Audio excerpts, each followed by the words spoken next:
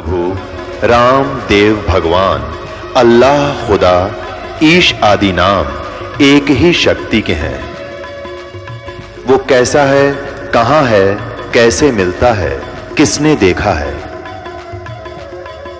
ये प्रश्नवाचक चिन्ह पूर्ण रूप से हटाने के लिए अवश्य सुनिए जगत गुरु तत्वदर्शी संत रामपाल जी महाराज के अमृत वचन सर्व पवित्र धर्मों के पवित्र शास्त्रों के आधार पर।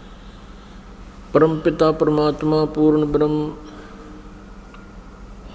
सर्व ब्रह्मांडों के रचनहार कबीर साहेब हैं, कबीर देव जी हैं। वो हम सभी आत्माओं के जनक हैं, वही हमारे पिता हैं। इसी परमेश्वर में वो सभी गुण हैं। त्वमेव माता च पिता त्वमेव बंधु च सखा त्वमेव विद्या च द्रविण त्वमेव सर्व मम देव देव। ये सर्व देव देव यही परमात्मा है जो सभी भगवानों का भगवान है, सबका मालिक है। अब प्रथम बार कोई श्रद्धालु ये वचन सुनता है कि कबीर देव, कबीर साहब पूर्ण परमात्मा है, परम अक्षर ब्रह्म है, सभी ब्रह्मांडों के रचयिता हैं, तो ये बात, ये वचन कुनीन की तरह जीवा पर रखे नहीं जाते।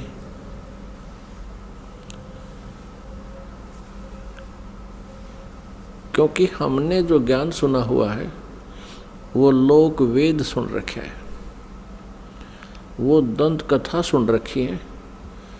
हमने अपने सदग्रंथों का ज्ञान नहीं प्राप्त हुआ हमारे को, क्योंकि हमारे जो गुरुदेव थे हिंदू धर्म के, जो आचार्य थे, गुरु थे, मंडलेश्वर थे, ये तत्व ज्ञानहीन थे। ये सभी ऋषि महर्षि ये तत्व ज्ञानहीन थे। इनको कोई अध्यात्म ज्ञान नहीं था, जिस कारण से हमने परमात्मा की पहचान नहीं हुई और लोक वेद के आधार से जिस भी किसी देव को पूर्ण परमात्मा कहा गया उसको हमने सत्य मान लिया। क्योंकि जो आचार्य होते थे, हिंदू धर्म के गुरु होते थे, वो संस्कृत भाषा के ज्ञाता होते थे और हमारे सभी सदग्रंथ संस्कृत भाषा के अंदर ही लिपिबद्ध हैं। अब बाद में अनुवाद कर दिया गया हिंदी में या अन्य किसी भी लैंग्वेज में, वो बाद की बातें हैं। प्रारंभ में अभी तक ये प्रारंभ से लेकर अभी कुछ समय पहले तक ये सभी संस्कृत में विद्यमान थे और संस्कृत वाले तो अब भी एज इट इज हैं। अनुवादकर्ताओं ने अपनी अपनी भाषाओं में उनको ट्रांसलेट कर लिया है। अब जिस कारण से जनता जो थी, श्रद्धालु थे, वो उन गुरुओं पर, आचार्यों पर, मंडलेश्वरों पर विश्वास करते रहे कि ये संस्कृत के ज्ञाता हैं, संस्कृत बहुत अच्छी धारावाहिक बोल लेते हैं और सभी सदग्रंथ भी हमारे संस्कृत भाषा में लिखे हैं। जिस कारण से उस गुरु जी के विषय में कोई भी हमारे अंदर जो शंका उत्पन्न नहीं हुई, अविश्वास नहीं हुआ कि ये गलत कह रहा है। क्योंकि टीचर जो होता है वो विद्यार्थियों को जो भी ज्ञान देता है विद्यार्थियों के लिए स्वीकार्य होता है। अध्यापक से कुछ भी बोल रहा है तो बच्चे उसमें ऑब्जेक्शन नहीं करते, शिरोधार्य करते हैं। एक अध्यापक ने एक कोई प्रश्न का उत्तर इतिहास का बच्चों को पढ़ाया और उस लड़के का पिता भी एजुकेटेड था, लेकिन वो सर्विस नहीं कर रहा था, अपना अन्य व्यवसाय करता था। तो उस लड़के के पिता ने, फादर ने देखा कि जो बच्चे ने प्रश्न का उत्तर लिखा हुआ है वो गलत लिखा है। उसने अपने पुत्र से कहा कि बेटा तुमने ये गलत लिख रखा है। तो लड़के ने उत्तर दिया, नहीं पिताजी, हमारे गुरुदेव ने बोला है ये सही है। तो पिताजी ने कहा, नहीं बेटा इसको ठीक कर लो। तो लड़का बोला, नहीं पिताजी बिल्कुल नहीं करूँगा, ये हमारे गुरुजी ने बोला है, हमारे गुरुजी ने कहा है, हमारे अध्यापक ने कहा है।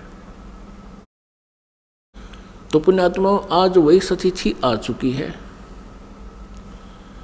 ये जितने भी आचार्य गुरु थे, ये भाषा संस्कृत तो अवश्य जानते थे, लेकिन आध्यात्मिक ज्ञान से ये अपरिचित थे, जिस कारण से ये आज तक भी हमें हमारे सदग्रंथों के गूढ़ रहस्यों को नहीं बता पाए। और आज वही तथ्य जो हमारे पवित्र सदग्रंथों में विद्यमान हैं, जन साधारण के रूबरू ये दास करवा रहा है, उनको सार्वजनिक कर रहा है इन सीडी के माध्यम से, प्रोजेक्टर के माध्यम से और पुस्तकें बना करके। अब उन गुरुओं को, उन आचार्यों को समस्या उत्पन्न हो रही है जो अभी तक लोक वेद सुना रहे थे, दंत कथा सुना रहे थे। वो क्या कहते थे? कोई तो कहता था कि Shri Vishnu ji is complete God, ये विष्णु जी ही सर्व समर्थ भगवान हैं और यही 3 रूप धारण कर लेते हैं। ब्रह्मा जी के रूप में ये सृष्टि करते हैं, विष्णु जी के रूप में ये सतीथि करते हैं और शिव जी के रूप में ये संहार करते हैं। कोई कहता था कि भगवान शिव महेश हैं, महेश्वर हैं, देवों के भी देव हैं, यही सबके उत्पत्ति करता है और यही 3 रूप धारण करके इस ब्रह्मांड का संचालन कर रहे हैं। यही अखिल ब्रह्मांड के नायक हैं, मालिक हैं। ब्रह्मा जी का रूप धारण करके ये सृष्टि करते हैं, विष्णु जी का रूप धारण करके ही ये सतीथि करते हैं और स्वयं शिव रूप में ये सबका संहार करते हैं। इनके कोई माता पिता नहीं है। तो ये लोक वेद था, ये दंत कथा थी। हम इनको सर्वेश्वर महेश्वर कहा करते थे। पुण्यात्माओं, जिस मार्ग पर हम चलते हैं, हम अपना सफ़र तय करने के लिए उद्धत होते हैं, तो उसकी जानकारी हमें थोरोली होनी चाहिए, कंप्लीट होनी चाहिए, फिर उस पर चलने का लाभ है।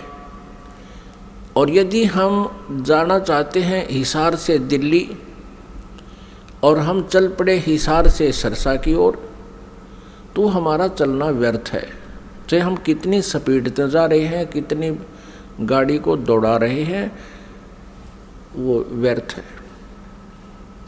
और किसी कारण से आप हिसार से और सिरसा जा रहे हो और रास्ते में कोई इत्तेफाक से कोई व्यक्ति मिल जाता है, पूछ लेता है कहाँ जा रहे हो जेंटलमैन, तो आप कहोगे जी हम दिल्ली जा रहे हैं।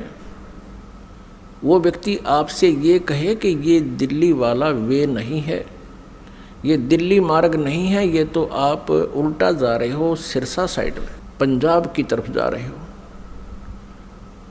तो उस जेंटलमैन को विचार करना चाहिए कि ये व्यक्ति ऐसे क्यों बोल रहा है, क्योंकि वो तो अपने हिसाब से दिल्ली जा रहा है, लेकिन उसकी अपनी सोच है कि वो दिल्ली जा रहा है, लेकिन मार्ग गलत है, उसकी दिशा गलत है।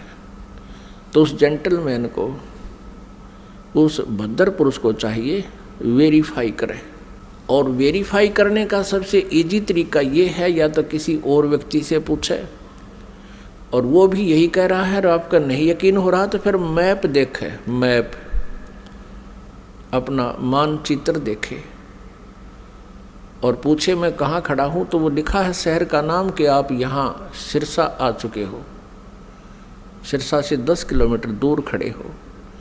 तो फिर मानचित्र भी यही बता रहा है और सामने वाला जो बद्दर पुरुष आपको बताना चाहता है कि आपकी दिशा गलत है, तो फिर क्या करना चाहिए? उस समझदार व्यक्ति होगा तो तुरंत मुड़ जाएगा। वो ये ना देखेगा मैंने इतना सफ़र तय कर लिया, अब मेरा क्या बनेगा इतने सफ़र का। वो तुरंत मुड़ जाएगा और उस भूल को सुधारेगा। ठीक इसी प्रकार जो भक्तात्मा गलत साधना कर रहे हैं वो कुमार्ग पर जा रहे हैं। जिन पुण्यात्माओं को ये ज्ञान गलत प्राप्त है वो कुमार्ग पर जा रहे हैं। परमात्मा पाने वाला वो मार्ग नहीं है। और आपको अब ये दास कह रहा है कि आप गलत मार्ग पर जा रहे हो, इससे वापस हो जाओ।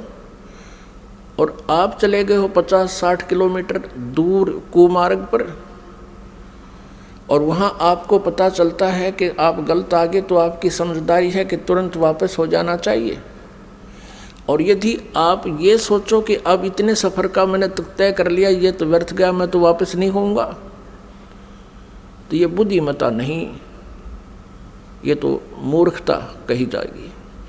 इसी प्रकार आप जी किसी भी इस गुरु इष्ट संत के पास किसी भी इष्ट की पूजा कर रहे हो और आपने किसी ने 5 वर्ष, किसी ने 10 वर्ष, किसी ने 20 वर्ष, किसी ने 30 वर्ष भी हो चुके हैं, वहाँ डलेड हो रहे हैं। आज आपको ये पता चलता है कि आपका मार्ग गलत है, तो आप जी को चाहिए, क्या चाहिए? अब इसमें कहने की आवश्यकता नहीं गनी, बुद्धिमान को संकेत बहुत है।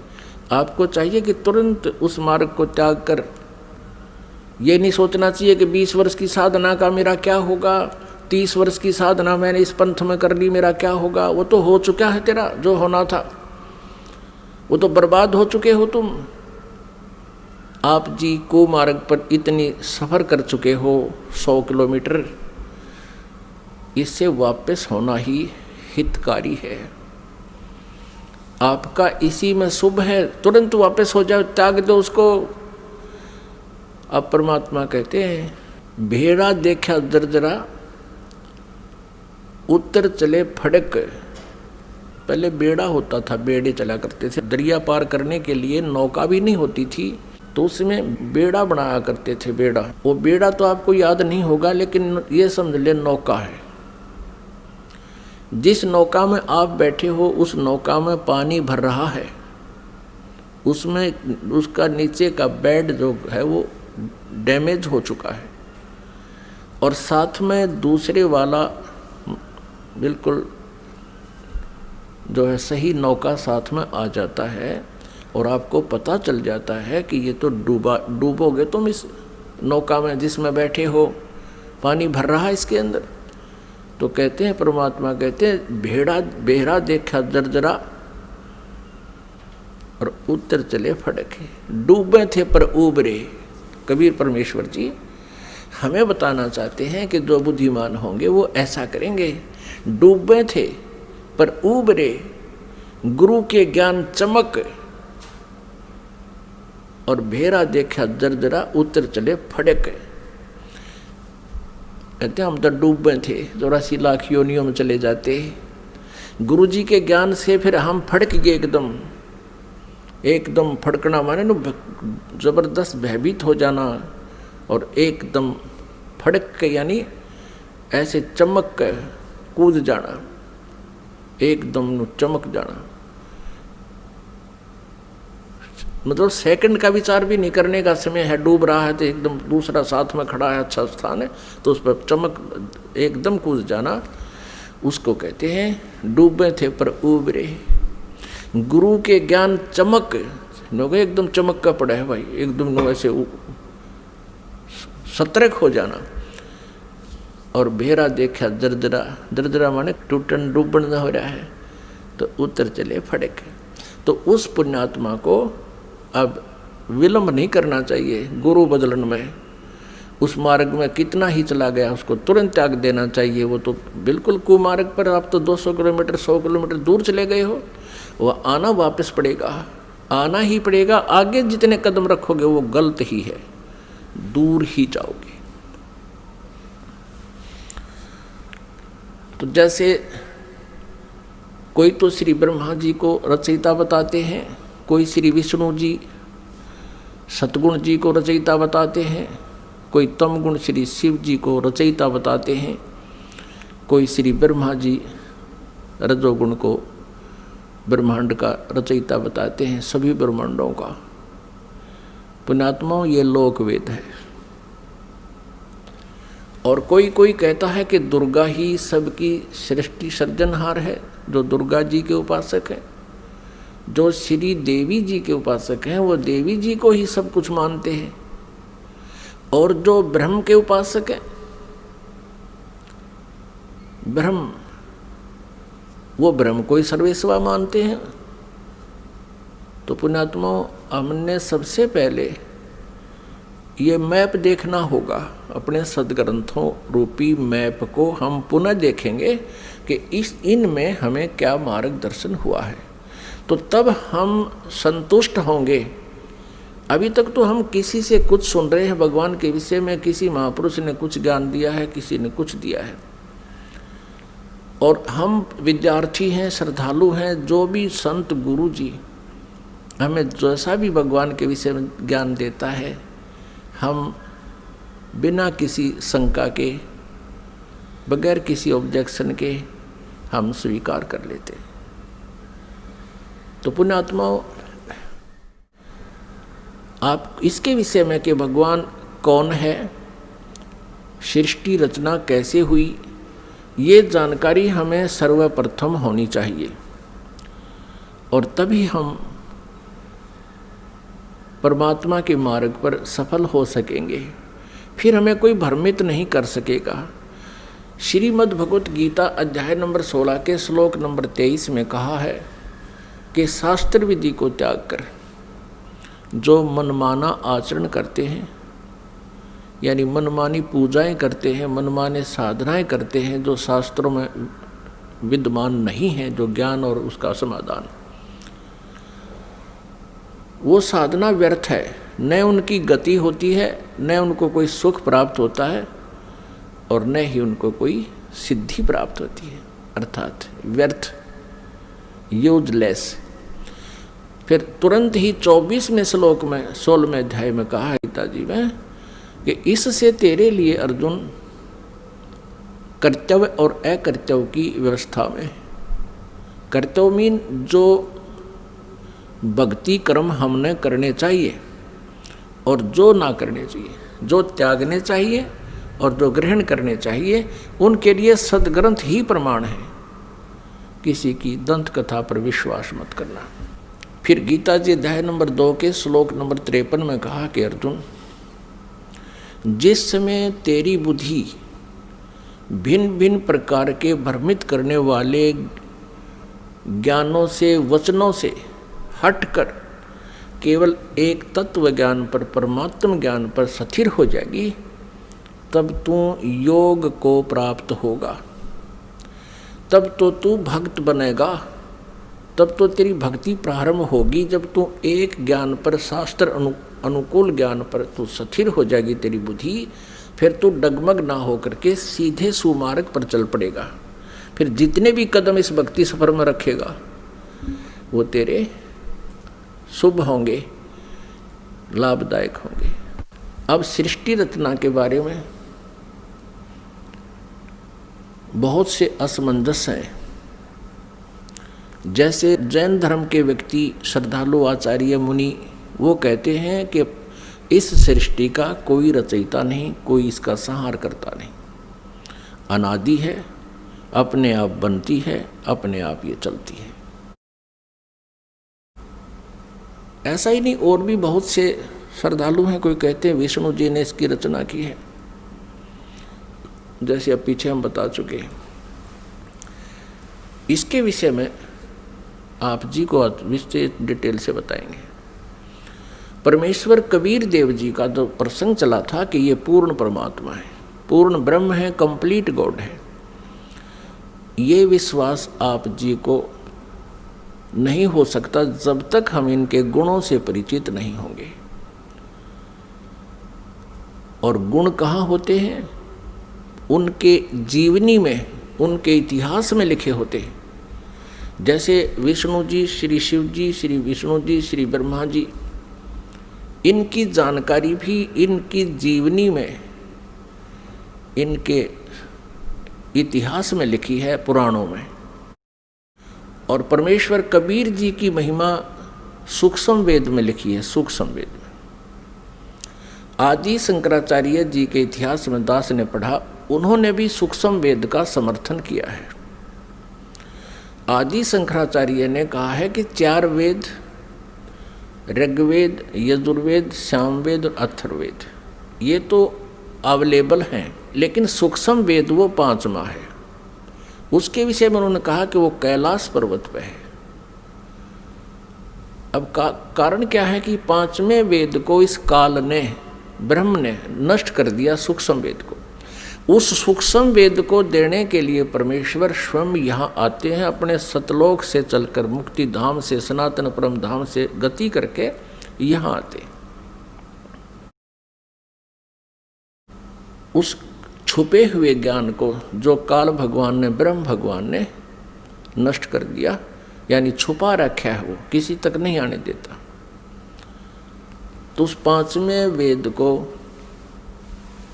परमात्मा बताने के लिए आते हैं। उस 5वें वेद में लिखा है, और उस वेद को, उस ज्ञान को परमात्मा ने 600 वर्ष पहले अपने मुखारविंद से, अपने मुख कमल से बोला था। इसलिए गीता जी अध्याय नंबर 4 के श्लोक नंबर 32 में कहा है कि अर्जुन, गीता जी अध्याय नंबर 4 के श्लोक नंबर 25 से लेकर 31 तक बताया गया है, कोई देवताओं की पूजा करता है, कोई स्वाध्याय ही करता है, कोई तीक्ष्ण अहिंसावादी व्रतों पर ही आधारित है, कोई प्राणायाम आदि करके ही अपनी साधना को सफल मानता है। ये इस आध्यात्मिक ज्ञान का, धार्मिक यज्ञों का, यज्ञ माने अनुष्ठानों का विस्तार से विवरण 4थे अध्याय के 32वें श्लोक में कहा है कि वो सच्चिदानंद घन ब्रह्म की वाणी में विस्तार से कहा गया है। यहाँ अनुवादकर्ताओं ने श्रीमद् भगवत गीता अध्याय 4 श्लोक 32 में अनुवादकर्ताओं ने ज्ञान न होने से अनर्थ कर दिया। उसमें लिखा ब्रह्मण मुखे, मूल पाठ में ब्रह्मण मुखे लिखा है, अनुवादकर्ताओं ने लिख दिया ब्रह्मण मुखे का अर्थ लिख दिया वेद की वाणी में। वो गलत लिख दिया, वो गलत अनुवाद किया है। ब्रह्मण मुखे माने सच्चिदानंद घन ब्रह्म की वाणी में, जो अपने मुख से, मुखे माने अपने मुख से मालिक ने जो बोली है, उस मुख से बोली हुई वाणी में विस्तार से कहे गए हैं, और वो है कबीर वाणी। ब्रह्मण का अर्थ यहाँ इन्होंने गलत कर दिया, वेद लिख दिया। और गीता जी अध्याय नंबर 17 के श्लोक नंबर 23 में ओम तत्सत इति निर्देश है ब्रह्मण त्रिविध समर्थ है, वहाँ ब्रह्मण का अर्थ इन्होंने ठीक किया है, क्योंकि वहाँ विचलित नहीं हुए। ये सच्चिदानंद घन ब्रह्म लिखा है ब्रह्मण का अर्थ, तो यहाँ 4थे अध्याय के 32वें श्लोक में भी ब्रह्मण का अर्थ लिखना पड़ेगा, सच्चिदानंद घन ब्रह्म की वाणी में विस्तार से कही गई। फिर 4थे अध्याय के 34वें श्लोक में कहा कि वो तत्व ज्ञान है जो 5वें वेद में लिखा है, सूक्ष्म वेद में लिखा है। उस तत्व ज्ञान को तू तत्वदर्शी संतों के पास जाकर समझ। उनको दंडवत प्रणाम करने से, कपट छोड़ के विनम्र भाव से प्रसन्न करने से वो तत्वदर्शी संत तुझे उस परमात्म तत्व का ज्ञान कराएंगे।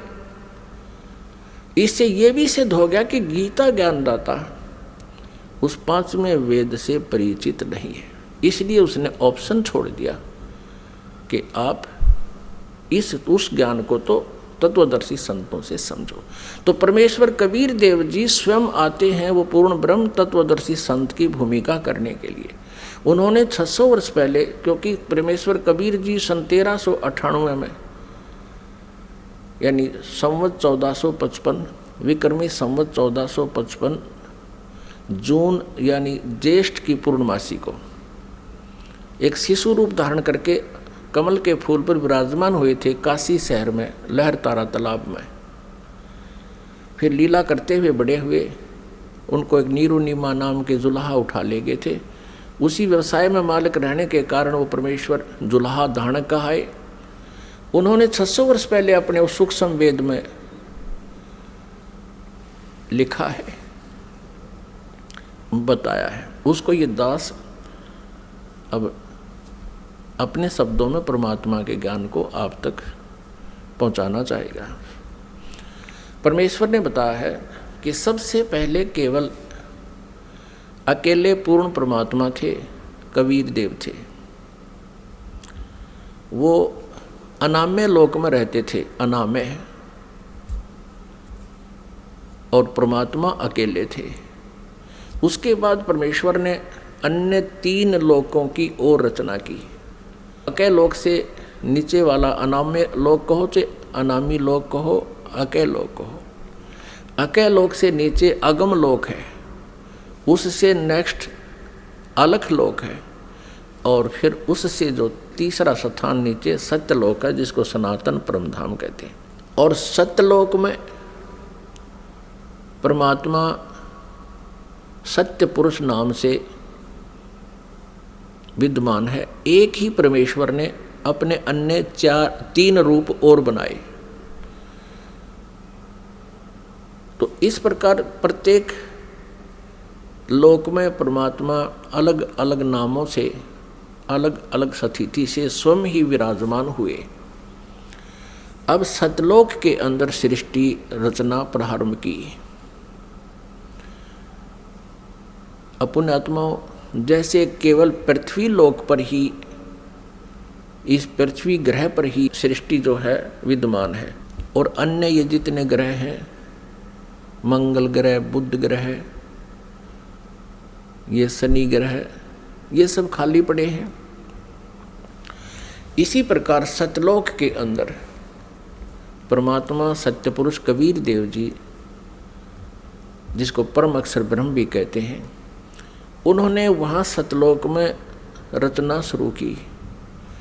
एक वचन से 16 द्वीप बना दिए, 16 द्वीप,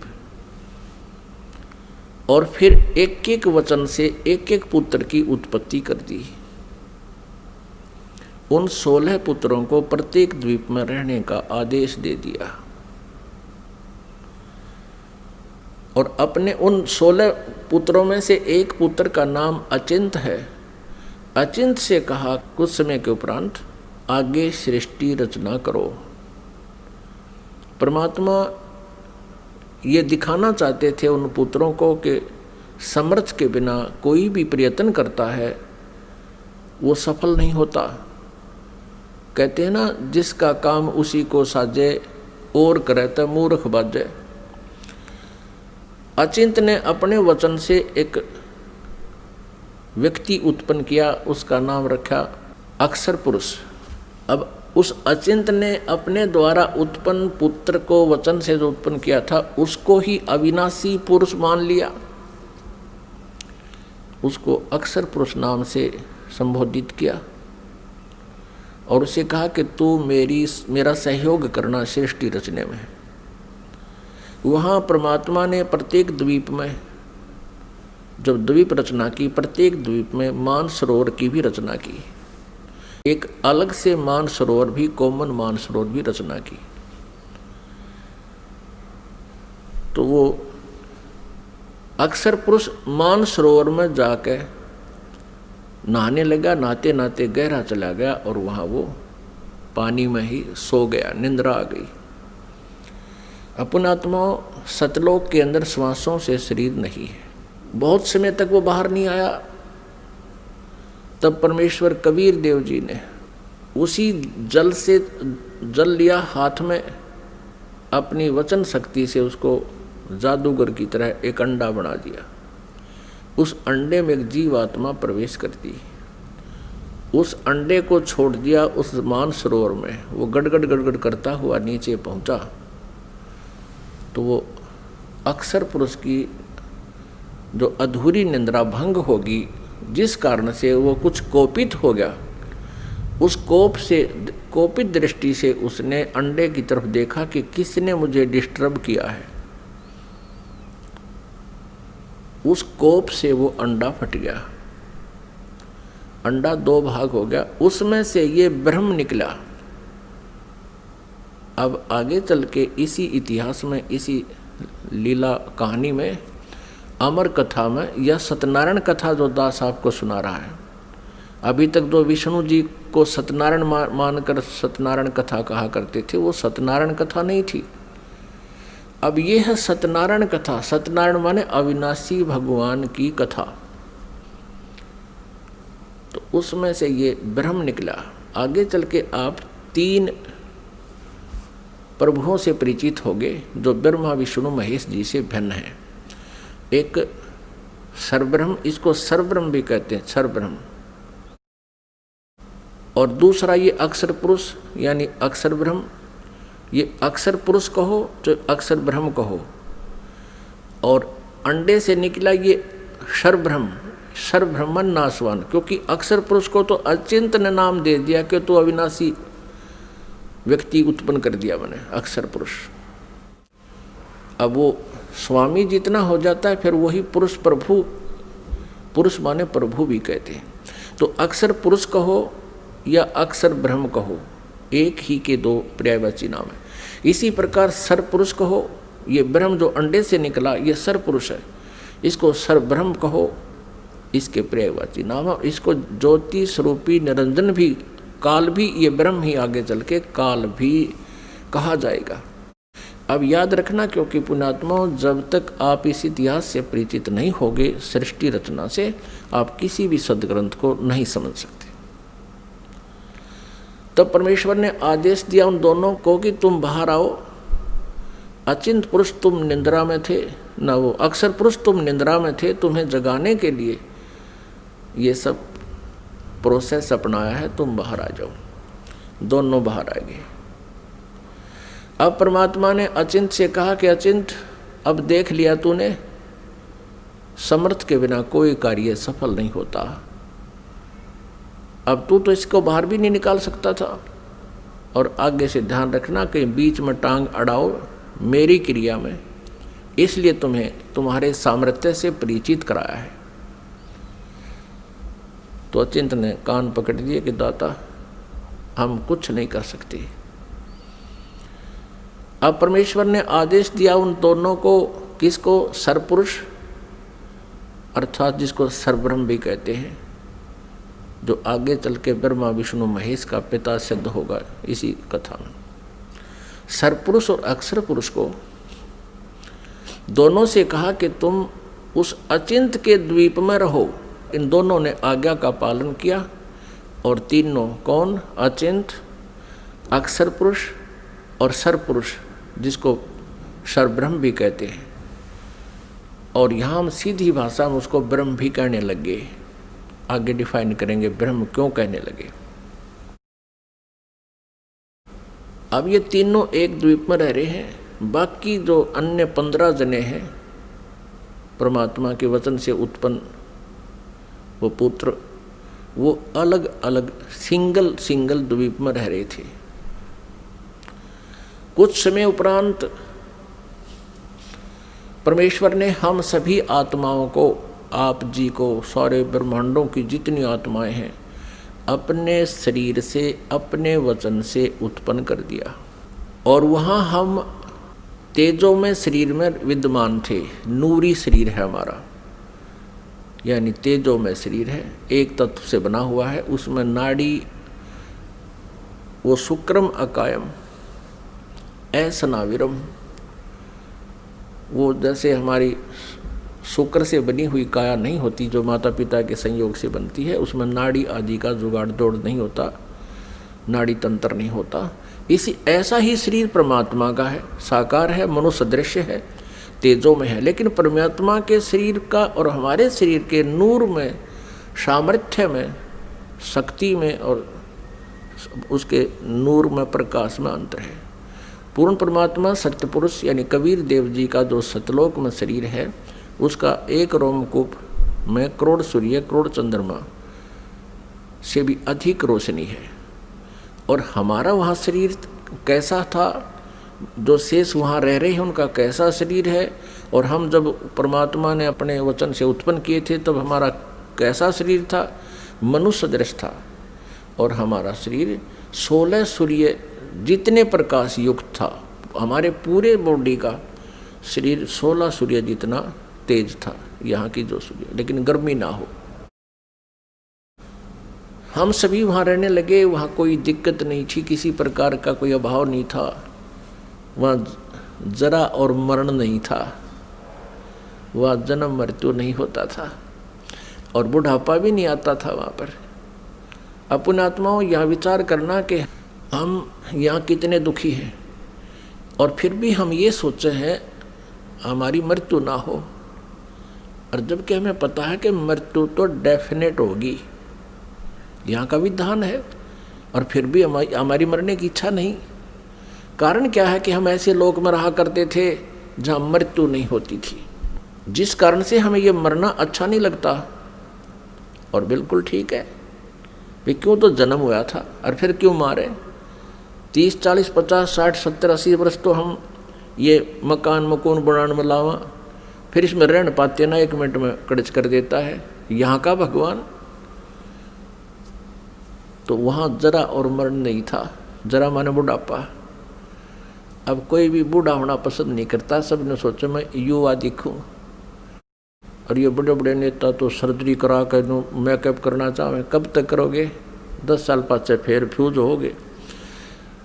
तो कहने का भाव ये है कि हमारी नेचर है ऐसी कि हम युवा दिखें, लेकिन यहाँ तो बनावटी आर्टिफिशियल है सारा, और वहाँ ओरिजिनल था, तो हम वहाँ ऐसे रहते थे। कुछ दिनों के उपरांत यानी दिन नहीं है वहाँ पर, क्योंकि दिन हम वैसे बोल देते हैं, वहाँ दिन रात नहीं होती, तेजों में प्रकाश में वो लोक है, प्रकाश में सब आत्माएं हैं, प्रकाश में परमात्मा है, वहाँ सूर्य उदय और अस्त नहीं होता। तो वहाँ कुछ समय के उपरांत इस ज्योति निरंजन, जिसको सरपुरुष कहा है, जिसको सरब्रह्म कहते हैं, जो गीता जी में अपने आप को कहता मैं काल हूँ, वो ब्रह्म है जो श्री कृष्ण जी के शरीर में प्रवेश करके बोल रहा है। आगे इतिहास बताएंगे आपको, पूरा डिटेल देंगे। इसको धैर्यपूर्वक सुनना इस कथा को, क्योंकि ये पहली बार जो सुनता है उसको ऊट पटांग सी लगती है, लेकिन कुछ समय के बाद प्रमाण जब देखोगे आपको स्वीकार करना पड़ेगा और होगी स्वीकार्य। कुछ समय उपरांत इस सरपुरुष में एक खरपतवार उत्पन्न हुआ, खुरापात उत्पन्न हुआ।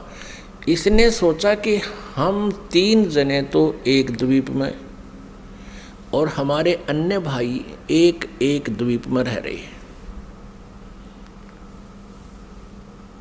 तो वहाँ ये विधान का पता चला कि तब से राज्य प्राप्त होता है। उसने खड़ा होकर के एक पैर पर तप किया और 70 युग, यहाँ के 70 युग तक तप किया। तब पूर्ण परमात्मा ने, सत्य पुरुष ने, कबीर देव जी ने पूछा कि पुत्र तू किस लिए ये तप कर रहा है, क्या इच्छा है तेरी। तब इसने कहा कि भगवान ये द्वीप मेरे लिए छोटा है, थोड़ा है, हम 3 एक द्वीप में रह रहे हैं, अन्य भाई मेरे अलग द्वीपों में एक एक रह रहे हैं, मुझे अलग स्थान चाहिए। परमात्मा ने कहा ठीक है भाई, तुझे 21 ब्रह्मांड दे दिए। जैसे एक धनी पिता अपने पुत्र को 21 प्लाट दे दे, अगले बेटा ये तेरे हिस्से में 21 प्लाट आ गए। अब उन प्लाटों को पाकर, 21 ब्रह्मांड को पाकर, ये सरब्रह्म, हम संत लैंग्वेज में इसको क्षर ब्रह्म कहते हैं। क्षर ब्रह्म, क्षर अक्षर, अक्षर तो ये अक्षर ब्रह्म तो ये परब्रह्म है जो अचिंत के वचन से उत्पन्न हुआ, और क्षर ब्रह्म है ये परमात्मा के वचन से अंडे से उत्पन्न हुआ। ये क्षर ब्रह्म जो है इन 21 ब्रह्मांडों में कभी उसमें जा कभी उसमें सैर सपट्टे करे देख रहा है इनको। फिर मन में इसने सोचा कि इनमें कुछ कंस्ट्रक्शन होनी चाहिए। इस उद्देश्य से इसने फिर सत्ययुग तब फिर किया। तब परमेश्वर ने पूछा भी अब क्या चाहता है, प्लाट तेरे को दे दिए, 21 ब्रह्मांड दे दिए। तब इसने कहा प्रभु कुछ कंस्ट्रक्शन का यानी कोई रचना सामग्री दो मुझे, ताकि मैं कुछ उसमें रचना बना करूं। यानी अब जैसे प्लाट दे दिए, उसके पास तो फिर भी कुछ को नहीं, पिता से मांगता है कुछ पैसे दो या ईंट सीमेंट मटेरियल अवेलेबल कराओ। तो परमेश्वर कबीर देव जी ने इस सर पुरुष को, क्षर ब्रह्म को 5 तत्व और 3 गुण दे दिए। अगले बेटा बना खिलौने रखे दिन से, इनको पाके बड़ा प्रसन्न हुआ। फिर इसने सोचा कि मैं इसमें कंस्ट्रक्शन भी कर लूँगा, तो फिर अकेला कैसे दिल लगेगा मेरा। इसने सोचा कि कुछ आत्माएं भी मैं प्राप्त करूं भगवान से। इस क्षर ब्रह्म ने, इस काल भगवान ने फिर तप फिर प्रारंभ किया, एक पैर पे खड़ा हो गया। तो उधर से हम यहाँ इसके जाल में कैसे फंस गए, ये एक बहुत विशेष विचारणीय समय जो है ना बात है पुण्यात्माओं, एक विशेष विचारणीय विषय है कि हम क्यों फंसे। फिर चल इसने तो ऐसा कर लिया, प्राप्त हुआ अलग से, हम इसके साथ कैसे, हम जो फंसे हुए हैं ये इसके साथ फंसे हुए हैं, इस ब्रह्म के क्षर ब्रह्म के साथ हम यहाँ आ गए, जिस कारण से हम यहाँ दुख पा रहे हैं। अपने पिता को छोड़ आए जहाँ कोई अभाव नहीं था, कोई जन्म मृत्यु नहीं थी। तो हम कैसे फंसे कि हम वहाँ देख रहे थे इसके तप को, और जब ये खड़ा होकर तप कर रहा था, एक पैर पे खड़ा होकर, हम सभी इस पर आसक्त हो गए, इतने आसक्त हो गए। ओहो देख कितने दिन से एक पैर पे खड़ा है, कभी इस पैर को कर लेता है, कभी उस पैर पे खड़ा हो जाता है, और ऐसे करके खड़ा है कभी। तो हम इसकी इन अदाओं से इतने प्रभावित हो गए, हम अपने भगवान से भी दिल हटा बैठे। जो हमें सर्व सुख दे रहा था, सब सुविधाएं उपलब्ध करा रहा था, हम उससे हटकर इसके ऊपर आसक्त हो गए। तो पुण्यात्माओं, यही बीमारी, यही स्वभाव आप और हम सभी को वहाँ से लगी थी। जैसे यहाँ के हीरो और हीरोइन, अभिनेता अभिनेत्री अपने पेट के लिए, रोजी रोटी के लिए एक्टिंग करते हैं, अदाएं करते हैं, उछल कूद करते हैं, और ये युवा वर्ग बच्चे उनको देखकर इतने आसक्त हो जाते हैं, पूछो मत। और यदि कोई हीरो या हीरोइन यानी कोई अभिनेता या अभिनेत्री यहाँ बरवाला में आ जा या हिसार में आ जावे, फिर देखो इन बच्चों के, कॉलेज वालों के, जवान बच्चों की वहाँ कैसे भीड़ उमड़ कर जाती है, और कम से कम 200, 300, 400 फुट से दूर खड़े खड़े देखते हैं कि देखो वो खड़ा, वो है वो फलाना नेता अभिनेता, वो खड़ी, वो है फलानी अभिनेत्री। अब वो तो अपने पेट के लिए कर रहा है सारे काम, और वो बच्चे बेमतलब वहाँ जा रहे हैं उसको देखने के लिए। लेना एक न देने दो, क्या देगा उनको वो, और धक्के खा के सामने भूखे अपने वापस आ जाते हैं। ठीक इसी प्रकार हम इस काल पर आसक्त हो गए और भगवान से हमारा हृदय हट गया। परमेश्वर कबीर देव जी ने बहुत बार आकाशवाणी की कि कोई भी इस ज्योति निरंजन के इस ड्रामे को मत देखे, इस पे प्रभावित ना हो, आप अपना मालिक में ध्यान रखो। लेकिन हम ऊपर से तो सावधान हो गए, जैसे हम बिल्कुल इसको नहीं चाहते, लेकिन अंदर से कसक नहीं गई। वो तो अंतर्यामी है परमात्मा। तो उस समय परमात्मा के बार बार कहने पर भी हम इस काल से अपना मन नहीं हटा सके, अपनी आत्मा को नहीं हटा सके, और अंदर से इसमें चाह बनी रही। अब इसने तीसरी बार जब तप शुरू किया, इसने परमेश्वर से चाहा कि मैं कुछ आत्मा प्राप्त करूं। जब परमेश्वर ने इससे पूछा, जब इसने 64 युग तप कर लिया, तीसरी बार तब पूछा कि क्या चाहता है ज्योति निरंजन, जो आपने मांगा था वो मैंने आपको दे दिया, अब तू क्यों हट कर रहा है। तब इसने कहा, ज्योति निरंजन ने यानी क्षर पुरुष ने कहा कि प्रभु मुझे कुछ आत्माएं दे दो, मैं अकेला वहाँ नहीं रह सकता, 21 ब्रह्मांडों में अकेला कैसे रहूँगा। तब परमेश्वर ने कहा कि भी देखो, तेरे तप के बदले में 64 युग जो तप किया है, इसके बदले में और राज्य दे सकता हूँ, और वस्तु मांग ले वो दे सकता हूँ, लेकिन ये आत्मा नहीं दे सकता, क्योंकि ये मेरी आत्मा है। अब ये मेरे वचन से उत्पन्न हुई है, मेरा अंश है, अपने अंश को मैं कैसे दे सकता हूँ। लेकिन परमात्मा ने एक ऑप्शन रख दिया कि इसमें एक ऑप्शन है कि यदि वो स्वयं स्वेच्छा से कोई जाना चाहता तेरे साथ तो जा सकते, लेकिन मैं अपनी तरफ से उनको नहीं डाल सकता कुएं में। तब ज्योति निरंजन हमारे पास आया, ये क्षर पुरुष हमारे पास आया। जितनी आत्माएं आज इसके ब्रह्मांडों में हम कैद हो गए, यहाँ कष्ट उठा रहे हैं, ये सभी आत्माएं इसके चारों तरफ उमड़ कर खड़ी होगी। जैसे हीरो आता है, अभिनेता आता है। इसने कहा हमसे कि मैंने पिताजी से 70 युग तप करके बहुत बड़े ब्रह्मांड प्राप्त किए हैं, वहाँ पर स्वर्ग बनाऊंगा, महास्वर्ग बनाऊंगा, हीरे पन्ने लालों के मैं पहाड़ बनाऊंगा, वहाँ दूधों की नदी बहाऊंगा और तुम चलोगे मेरे साथ। अब हम तो पहले ही उसको चाह रहे थे, चाहे वो कुछ भी ना बनाता, उसको चाह रहे थे, उसके ऊपर आसक्त हो चुके थे। तो सभी ने कहा कि हम तैयार हैं आपके साथ चलने को, लेकिन यदि पिताजी आज्ञा दे देंगे तो हम जा सकेंगे। इस क्षर पुरुष ने परमेश्वर कबीर देव जी से, पूर्ण ब्रह्म से, परम अक्षर ब्रह्म से प्रार्थना की। आकर के वापस प्रभु के पास जाकर के करबद्ध खड़ा होकर के कहा कि परमेश्वर, कुछ आत्माएं मेरे साथ जाने को सहमत है। परमात्मा ने कहा, परमेश्वर कबीर देव जी ने कहा कि मेरे सामने हाँ बरवा दे, तब मैं मानूं, तब भेज दूंगा।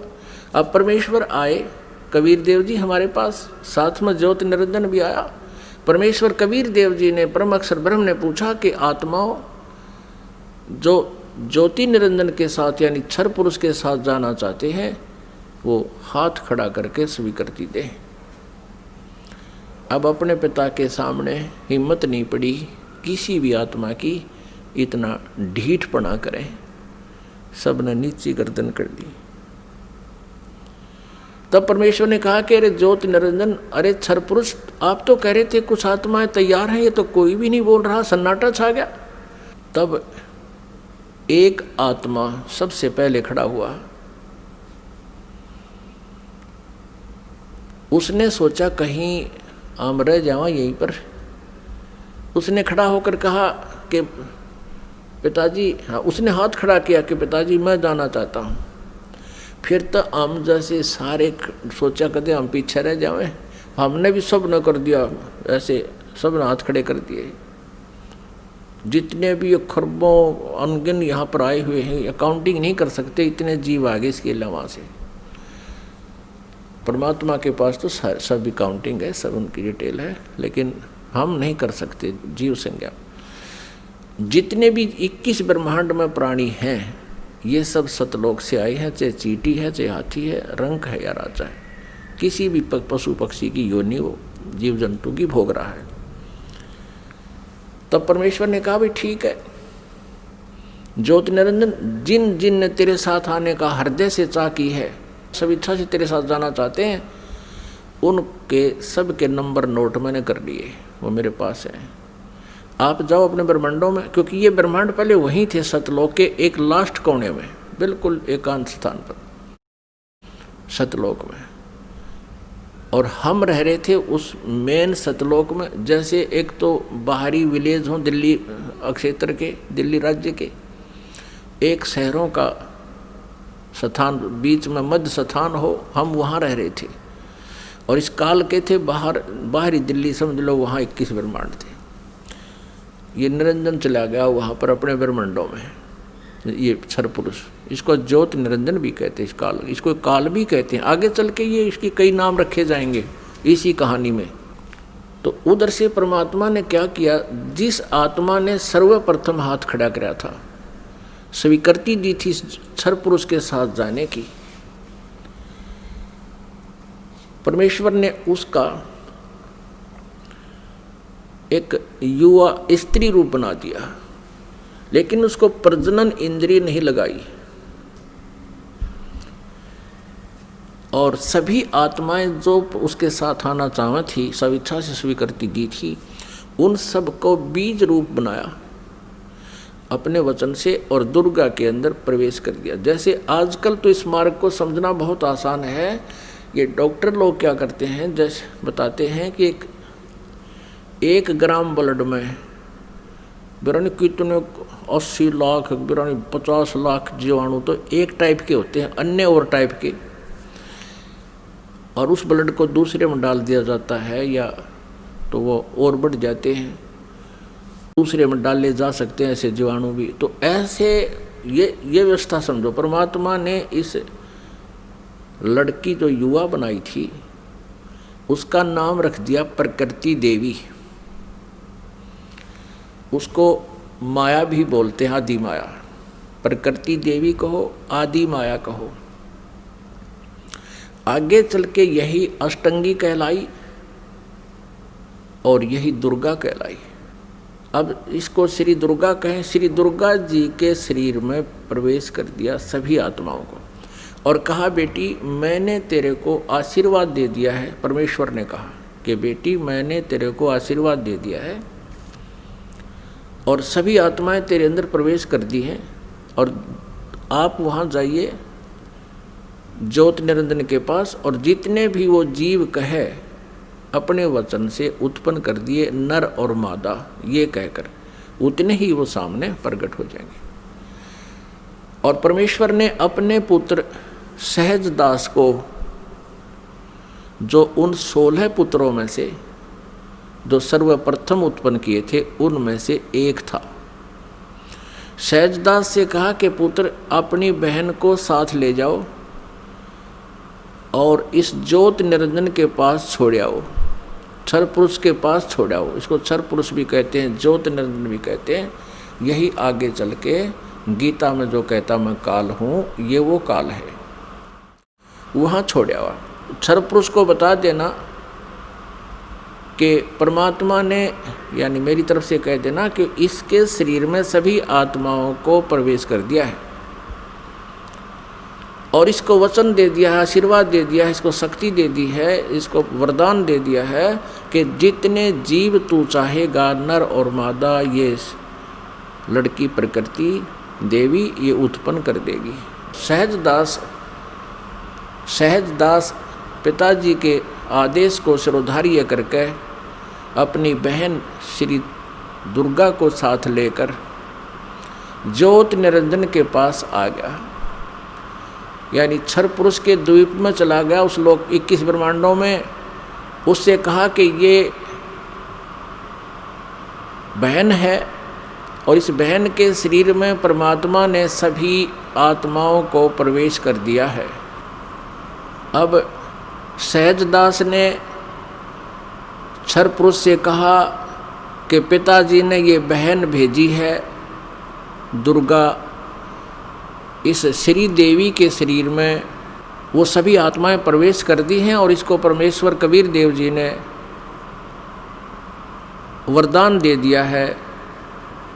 कि जितने जीव तू चाहेगा ये वचन से उत्पन्न कर देगी। ऐसा कहकर के वो सहजदास उस लड़की को वहाँ छोड़कर वापस आ गया। अब सहजदास के आ जाने के उपरांत वहाँ पर प्रकृति देवी और ये ज्योत निरंजन अर्थात क्षर पुरुष ये दोनों रह गए। अब लड़की युवा होने के कारण उसका रूप रंग निखरा हुआ था। अब ज्योत निरंजन यानी क्षर पुरुष के मन में दोष उत्पन्न हो गया। अकेली युवा लड़की को देखकर उसने उस लड़की के साथ, दुर्गा के साथ, श्री देवी के साथ दुर्व्यवहार करना चाहा। तो प्रकृति देवी ने बार बार कहा कि ज्योत निरंजन तू ऐसा कर्म ना कर, मैं आपकी बहन हूँ, आप मेरे बड़े भाई हो। आपकी उत्पत्ति परमेश्वर कबीर देव जी से, सतपुरुष से, अंडे से हुई, उसके बाद हमारी भी उत्पत्ति उसी परमेश्वर ने की। आप मेरे बड़े भाई हो, मैं आपकी छोटी बहन हूँ, आप मेरे साथ ये जुल्म ना करो। बहुत विनय करी, लेकिन इस क्षर पुरुष में इतना काम वासना बढ़ गई, इतना रजोगुण प्रभावित हो गया कि इसने एक नहीं सुनी, ना कोई मान मर्यादा रखी और लड़की के साथ इसने बलात्कार करने की चेष्टा की। अभद्र तरीके से मुंह खोल रखा था। दुर्गा ने यानी प्रकृति देवी ने सूक्ष्म रूप बनाया, इसके मुंह में पेट में शरण ग्रहण की। वैसे तो कहीं भागे जान नहीं दे सकता था, पता था उसको। अपनी इज्जत रक्षा के लिए, अपने कौमार्य की रक्षा करने के लिए इसने पेट में शरण चली गई। उधर से आवाज़ लगाई कि हे परमात्मा मेरी रक्षा करो, मुझे बचाओ, मेरे पिताजी मुझे बचाओ। परमात्मा को पता था कि इनके साथ ऐसा होगा, क्योंकि हम परमात्मा परमेश्वर जी के बार बार मना करने पर भी हम इससे अपना मन नहीं हटा सके थे। परमेश्वर ने स्वयं अपने पुत्र जोगजीत का रूप धारण किया और वहाँ प्रकट हो गए। लड़की को, दुर्गा को उसके पेट से निकाला, शरीर से बाहर निकाला और कहा कि ज्योत निरंजन सुन ले आदेश परम पिता का, तूने इस अच्छे लोक में ऐसा जुल्म किया है, तू पहला व्यक्ति है। तूने यह बदनीयत की है इस लड़की के ऊपर आज, और तूने इसको अपने पेट में निगल लिया है, और तेरी जो क्रिया है यह भी एक बहुत अभद्र पुरुष की है, इसलिए तेरा नाम आज से काल होगा। तो काल नाम से जाना जाएगा और 1,00,000 मानव शरीरधारी प्राणियों का नित आहार किया करेगा और 1,25,000 उत्पन्न करेगा, यानी 25% एक्स्ट्रा तो उत्पन्न किया करेगा। और आज से तुझे यहाँ से देश निकाला दे दिया है परमपिता परमेश्वर ने, सतलोक से निकाल दिया तुम्हारे को 21 ब्रह्मांड समेत दोनों भाग, यहाँ से निकल जाओ तुम।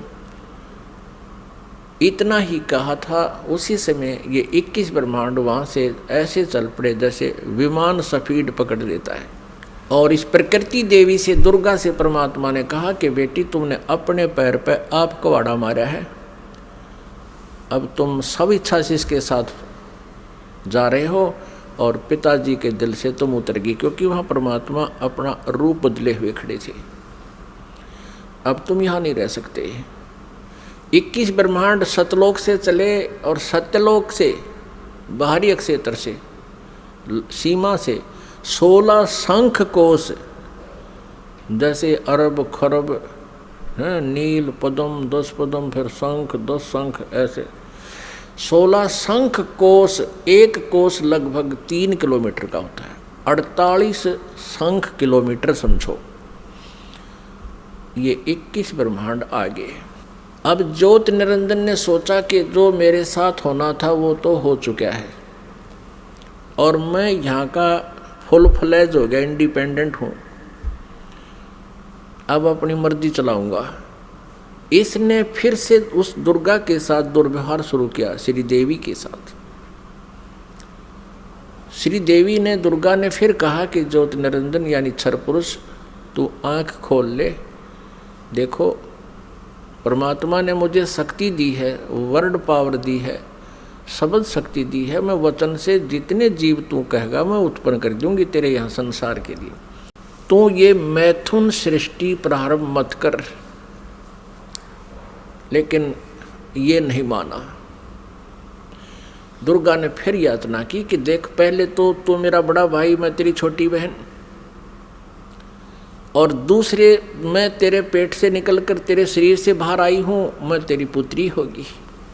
तू किसी नाते की तो लाज रख ले। लेकिन इस ज्योति निरंजन क्षर पुरुष ने उसकी एक नहीं सुनी। तो उसमें परमात्मा ने इस लड़की को प्रजनन इंद्रिय नहीं लगाई थी। फिर इस काल ने, ज्योति निरंजन ने, ये तब से सिद्धियां भी आ जाती हैं। अपनी सिद्धि शक्ति से प्रजनन इंद्रिय बनाई, दुर्गा से बाई फोर्स विवाह किया, और फिर 3 पुत्रों की उत्पत्ति हुई। रजगुण युक्त ब्रह्मा जी, सतगुण युक्त विष्णु जी, तमगुण युक्त शिव जी। इन तीनों को एक एक गुण युक्त कर दिया। एक एक गुण युक्त कैसे किया? इस काल ने एक ब्रह्मांड के ऊपर टॉप मोस्ट प्लेस पर, शिखर में एक गुप्त स्थान बना रखे हैं। उस गुप्त स्थान में दुर्गा और इस काल के अतिरिक्त कोई नहीं जा सकता। तो वहां इसने 3 स्थान बना रखे हैं। उस गुप्त स्थान पर, गुप्त क्षेत्र में 3 स्थान बना रखे हैं। एक रजोगुण प्रधान क्षेत्र, एक सतोगुण प्रधान क्षेत्र, एक तमोगुण प्रधान क्षेत्र।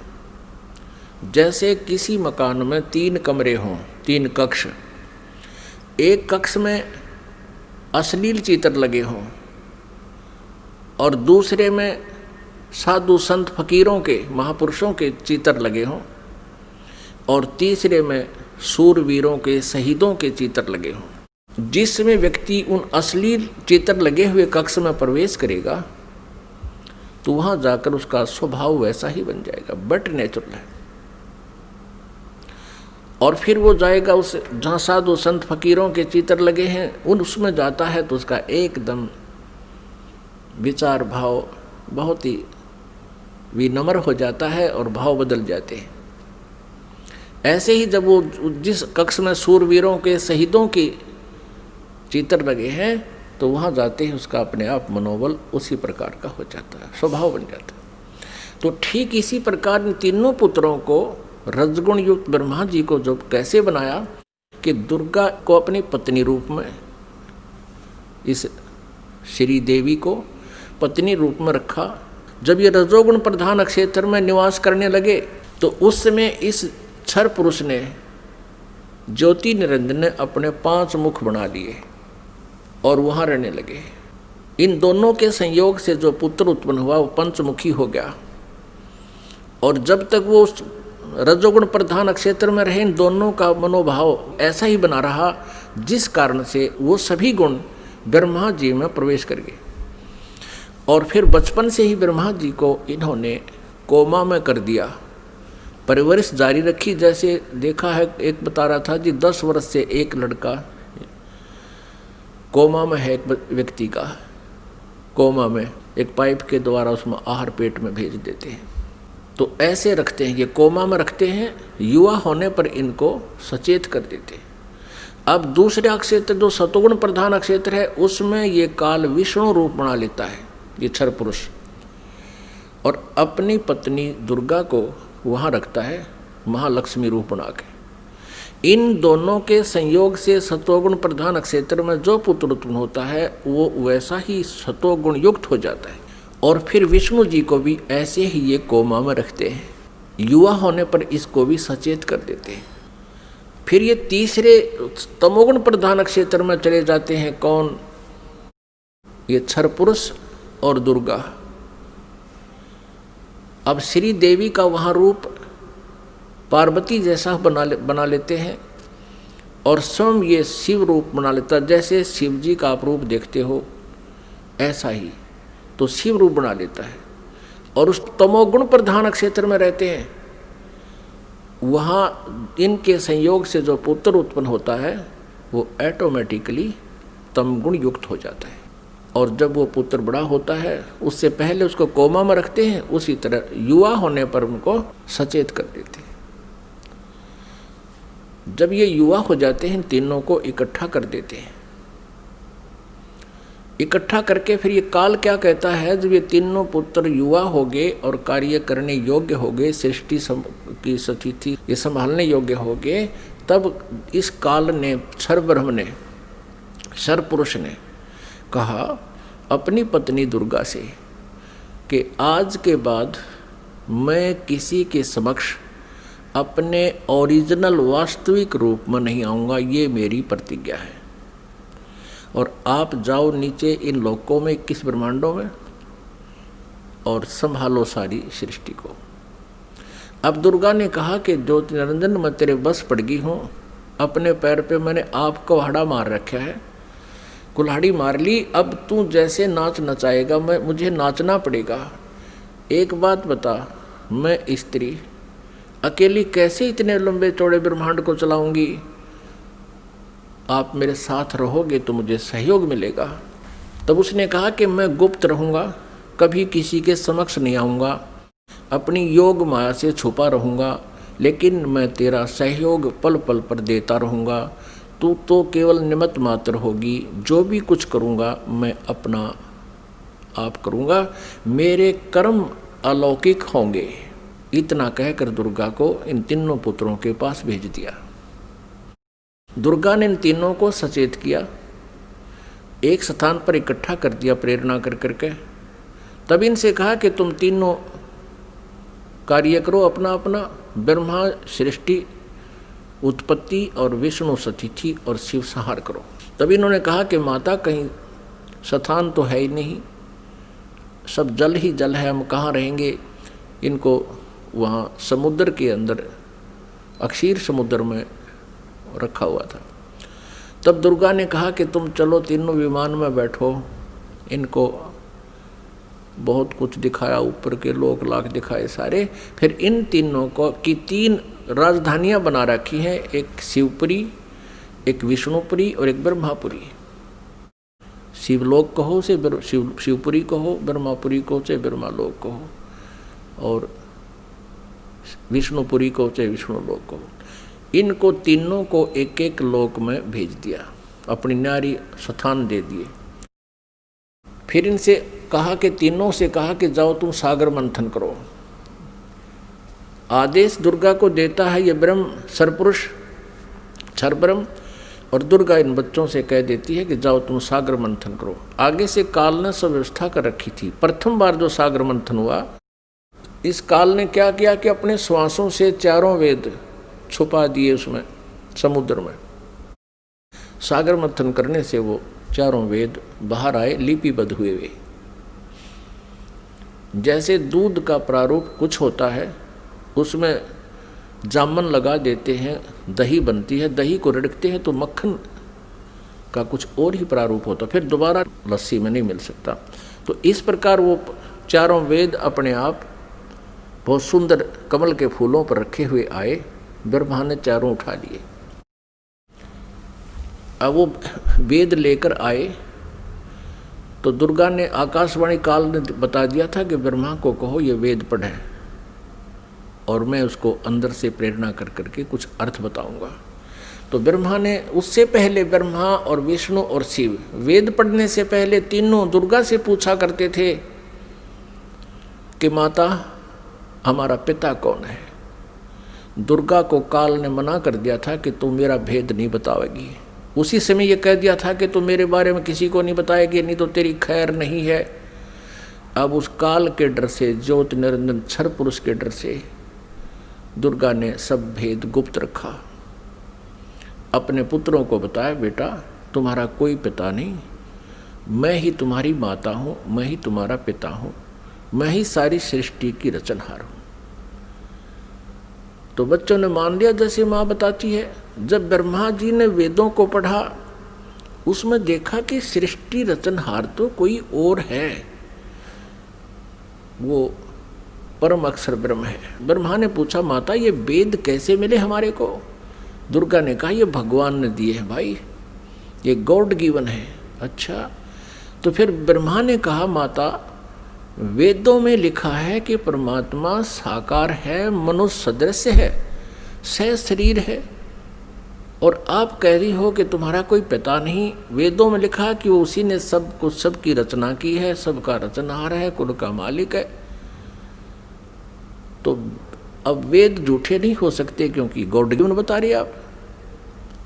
अब दुर्गा फंस गई। अपना आत्मा कितनी झूठ बोल ले, सच्चाई ऊपर आए बिना रहा नहीं करती। कहते हैं चोर चुरावे तोमड़ी गाड्डा पानी में, वह गाड्डा वह ऊपर आवे, में सच्चाई छनी नहीं। फिर दुर्गा ने कहा, बेटा बात सुनो, वो निराकार है, वो किसी को दिखाई नहीं देगा, और क्यों व्यर्थ प्रयत्न करते हो, वो निराकार है।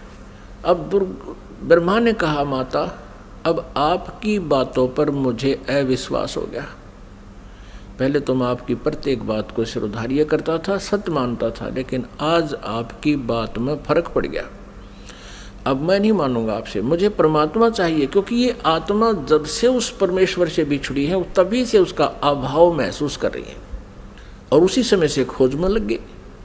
यहाँ हम आगे जहाँ हम उसको जिस विधि से खोजना चाहते हैं वो मिल नहीं सकता, क्योंकि चारों वेदों में केवल ब्रह्म तक के पाने की, इस क्षर पुरुष तक के पाने की विधि लिखी है।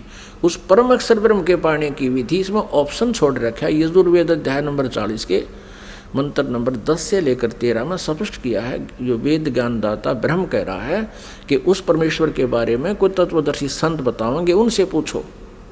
ये वेद भी यही कहते हैं। वेदों का सारांश गीता जी है। गीता जी अध्याय नंबर 4 के श्लोक नंबर 34 में भी यही कहा है।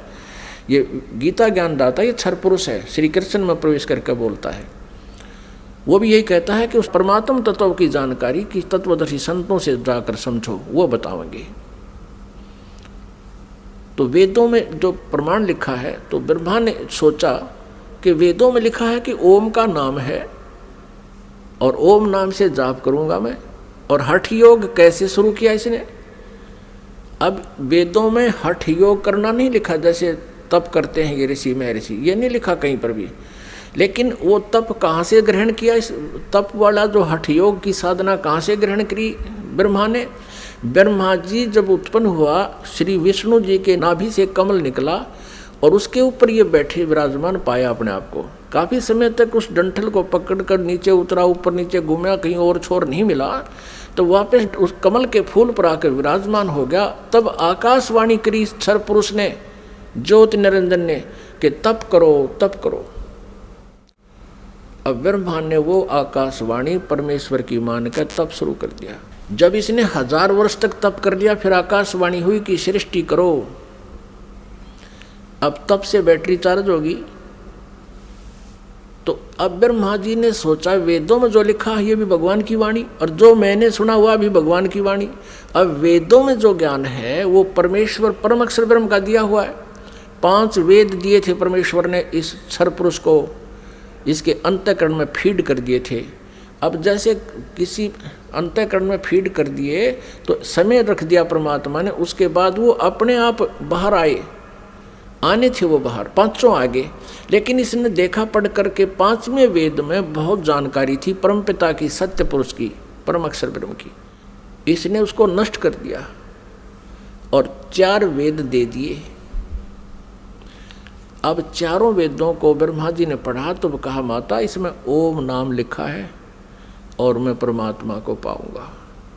दुर्गा ने कहा कि यदि तेरा पिता तुझे नहीं मिला, तू कहाँ जा रहा है, तो तू क्या करेगा भाई अगर तेरे को तेरा पिता नहीं मिला, क्योंकि उसने प्रतिज्ञा कर रखी है तुम्हें दर्शन नहीं देगा। तो ब्रह्मा ने कहा कि मैं तुझे अपनी शकल नहीं दिखाऊंगा यदि भगवान नहीं मिला, क्योंकि वेदों में लिखा ओम, यजुर्वेद अध्याय नंबर 40 के मंत्र नंबर 15 में स्पष्ट किया कि ओम कर्तु समर कल्वे समर कर्तुम समर। इसलिए ये ओम नाम है क्षर पुरुष का, ब्रह्म तक का, क्षर ब्रह्म का। और परम अक्षर ब्रह्म के बारे में वेदों में ज्ञान नहीं है साधना का, लेकिन उसकी महिमा बहुत लिखी है। 3 वेदों को पढ़ने वालों ने परमात्मा की महिमा तो पूर्ण परमात्मा वाली ग्रहण कर ली और साधना इस ब्रह्म वाली कर ली। जानकारी परम अक्षर ब्रह्म की अधिक है, जिसको परम अक्षर ब्रह्म कहते हैं, सत्पुरुष भी कहते हैं, लेकिन उसके पाने का मेथड नहीं है, वे ऑफ वर्शिप नहीं है।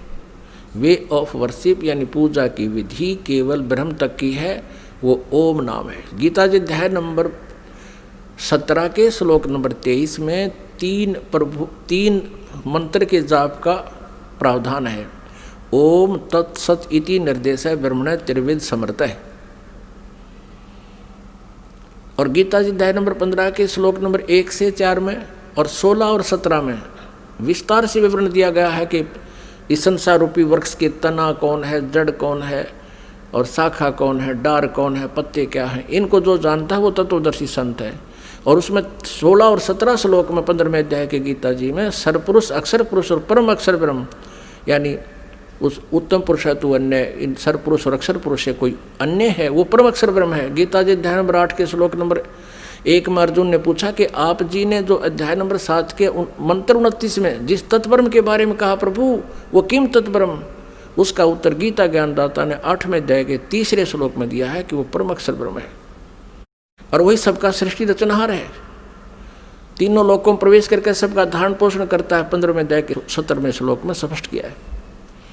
तो वो परम अक्षर ब्रह्म है। उसकी जानकारी वेदों में पाने की नहीं है, वो तो तत्वदर्शी संत बताएगा, ये दास बताएगा, परमात्मा ने भेजा है इसी उद्देश्य से। वो ना होने से ब्रह्मा जी ने ओम नाम का जाप किया, 4 युग तक समाधि लगा के हठ योग भी किया। तब दुर्गा ने अपने वचन से एक लड़की उत्पन्न की और उससे कहा कि बेटी आप जाओ और ब्रह्मा को जो समाधिस्थ है उसको उठाओ और कहो कि आपको माता याद कर रही है, तेरे बिना सृष्टि नहीं रची जा रही। अब 4 युग जब बीत गए, आकाशवाणी की दुर्गा को सरपुरुष ने कि दुर्गा सृष्टि रचो। दुर्गा ने कहा, प्रकृति देवी ने कहा कि आपका ज्येष्ठ पुत्र आपकी खोज में गया है, मेरे मना करते करते भी गया है।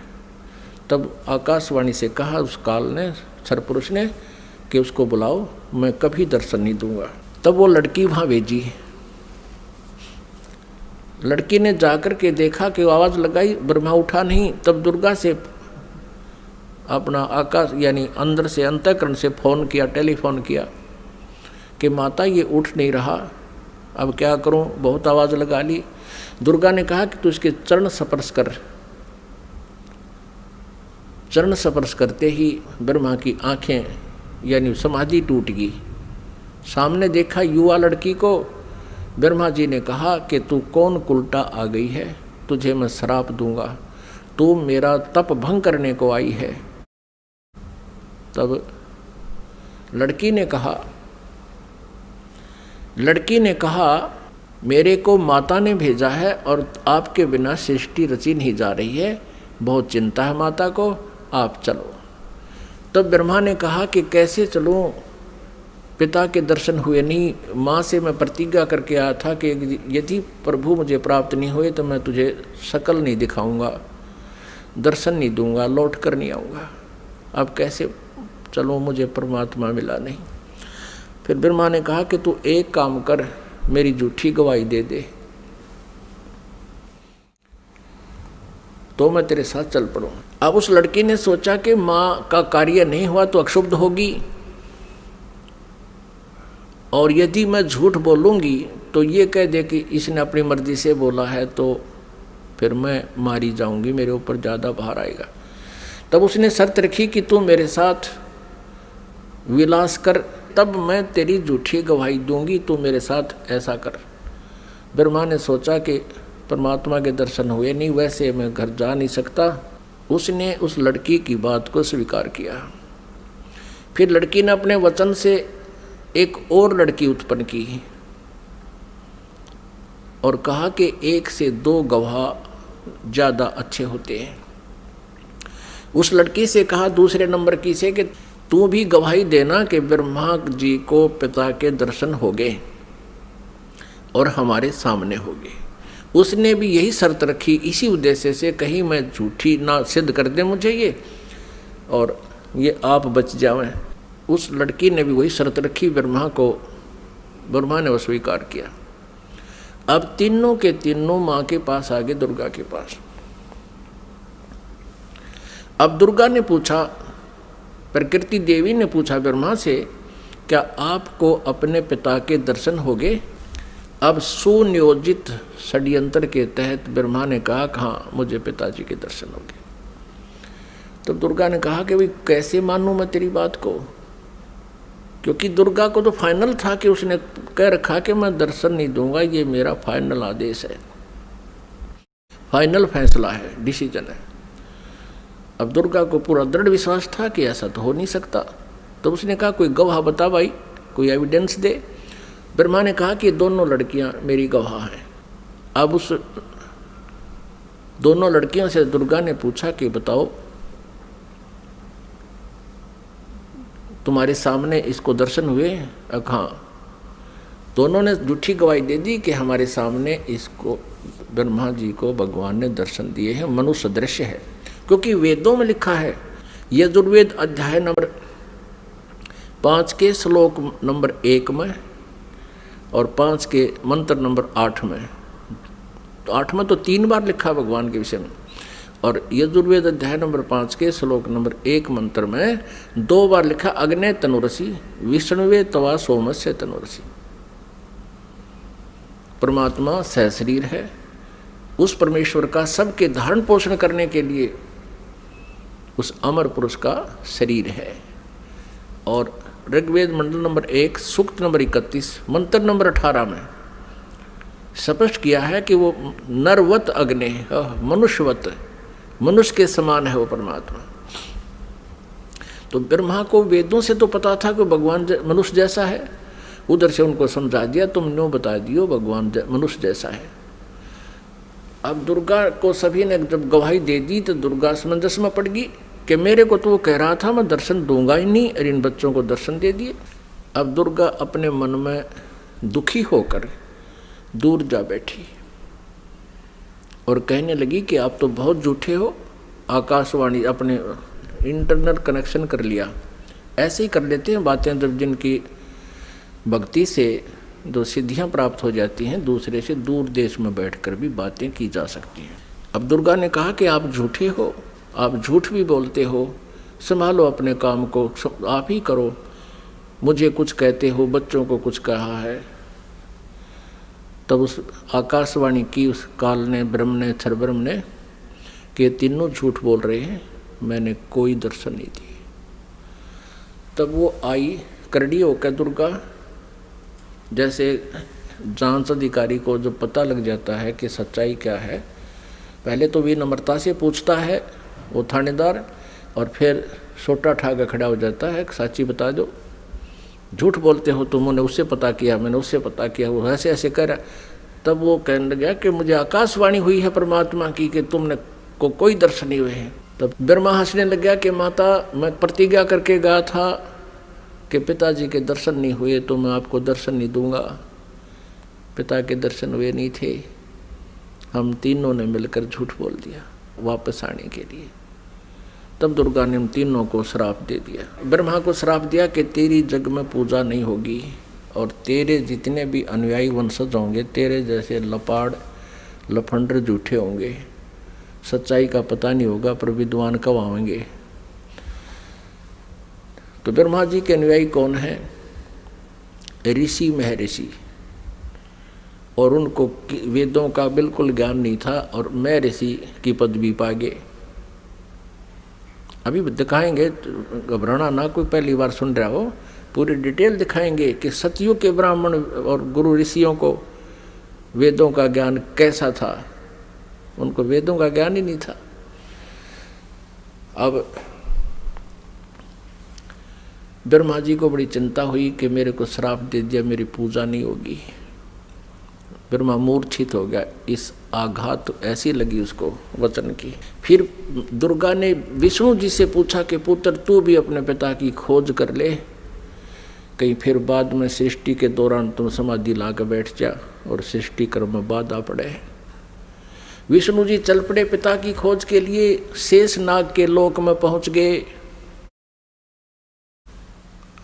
अपने आत्माओं प्रत्येक प्राणी ने अपनी जो डायरेक्शन कायम कर रखी है, सीमा कायम कर रखी है। जोटे ने भैंसे ना अपनी कर रखी है, जब दूसरा भैंसा आ जाता लड़ मरा उसके साथ। कुत्ते ने अपनी सीमा बांट रखी है।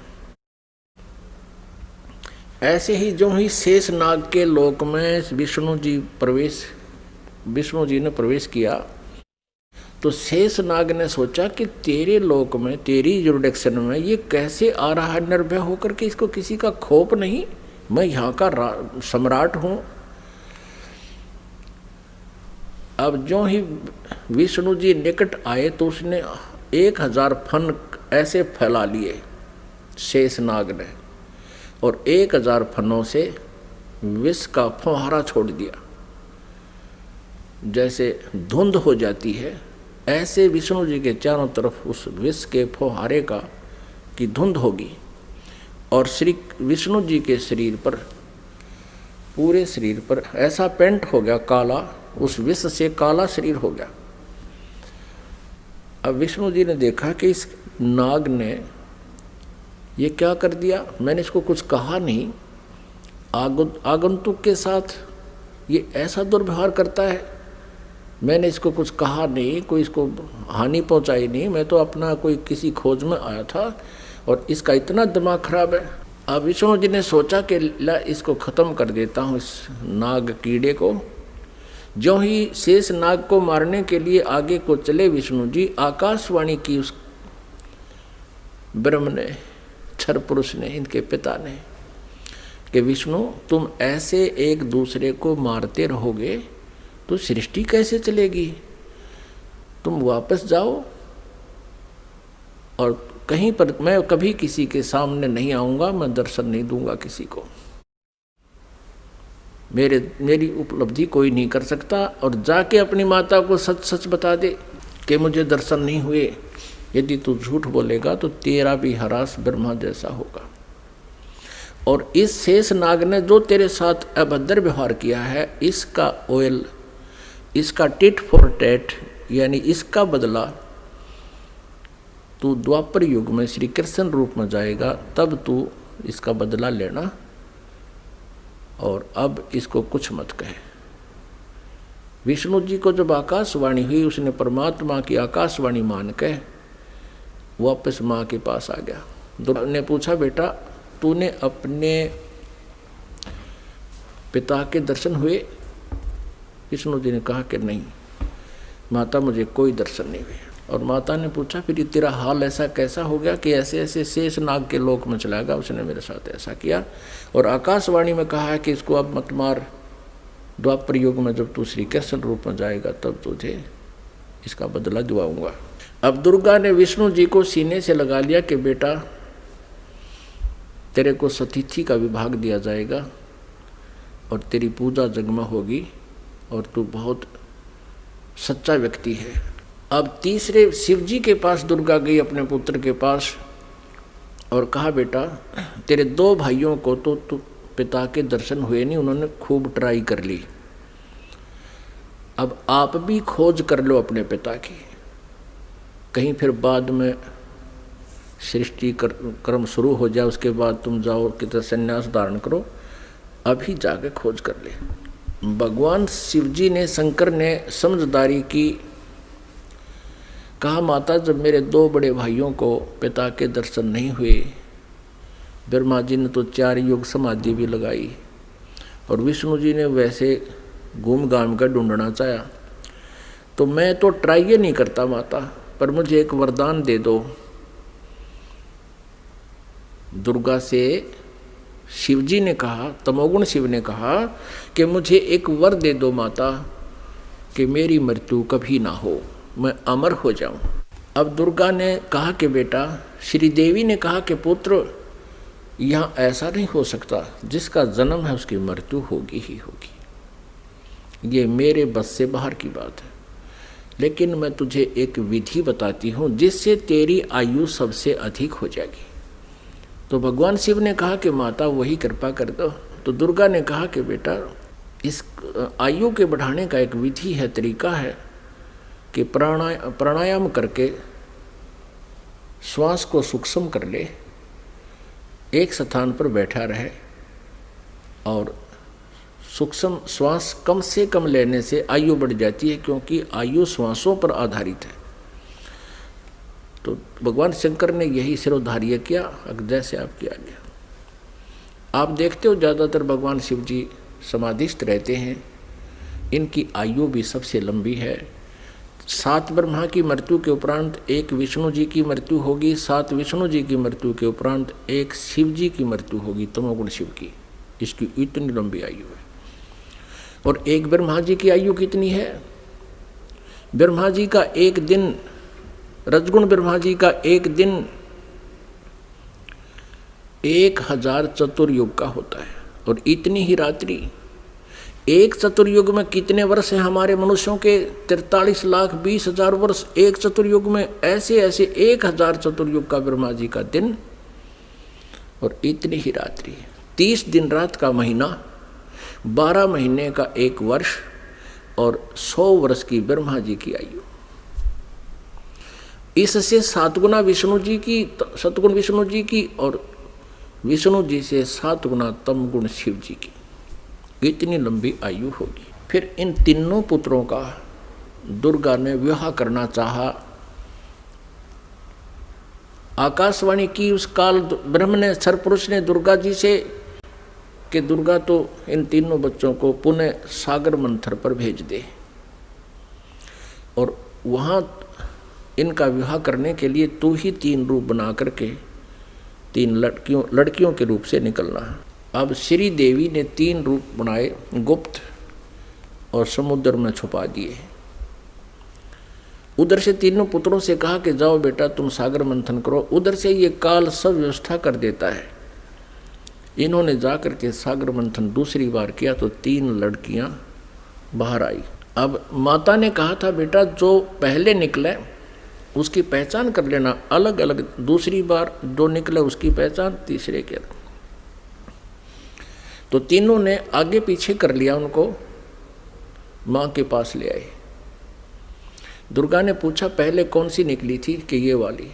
उसका नाम सावित्री रख दिया और ब्रह्मा से कहा कि ये तेरी पत्नी रूप में होगी। दूसरी को कहा तेरा नाम लक्ष्मी होगा और विष्णु जी से उसका विवाह कर दिया। और तीसरी से कहा कि तेरा नाम उमा होगा और उसका विवाह शिव जी से कर दिया। अब यहाँ से इस एक ब्रह्मांड में काल सृष्टि प्रारंभ हुई। इस क्षर पुरुष का परिवार प्रारंभ हुआ। इससे सुर और असुर उत्पन्न हुए। और पुण्यात्मा, जो पुराणों में हम सागर मंथन सुनते हैं कि 14 रत्न निकले, भगवान शिव ने विष को ग्रहण किया, वो तो बहुत बाद की बातें हैं। तो पहले ये इस प्रकार सागर मंथन हुए थे। वो इन वेदों में, इन पुराणों में नहीं है, वो सूक्ष्म वेद में है, 5वें वेद में। पुण्यात्माओं, अब ये है वो सृष्टि रचना जो 5वें वेद में है, सूक्ष्म वेद में। अब 5वें वेद का हमें पता नहीं था। आदि शंकराचार्य जी ने